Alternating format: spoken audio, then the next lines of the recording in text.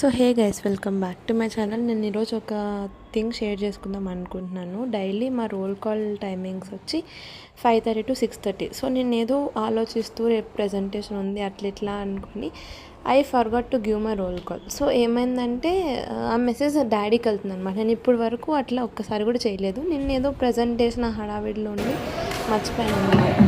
So అట్లా అని డాడీకి మెసేజ్ వెళ్ళింది, ఏమని, your daughter came to hostel at 6:52 అని వచ్చింది డాడీకి.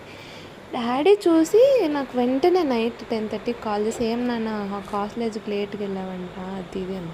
నేను చెప్పా, డాడీ ఇట్లా నేను దానికంటే ముందు నేను డాడీతోనే వీడియో కాల్ మాట్లాడింది. ఇట్లా అంతా తెలుసు, నేను కాలేజ్లోనే హాస్టల్లోనే ఉన్నానని తెలుసు, బట్ స్టిల్ ఆయన అట్లా అన్నసరికి ఫస్ట్ నాకు కోపం వచ్చింది. ఎందుకు ఇట్లా ఇంత అనుమానమా అన్నట్టు. మళ్ళీ ఆలోచించి అర్థం చేసుకుంటే అంతేలే, భయం కదరా, అంతే. అట్లా ఏమైంటుందో ఏంటో అట్లా బయట 6:52 హాస్టల్కి వెళ్తుంది అని. So I feel very happy to get a father like that.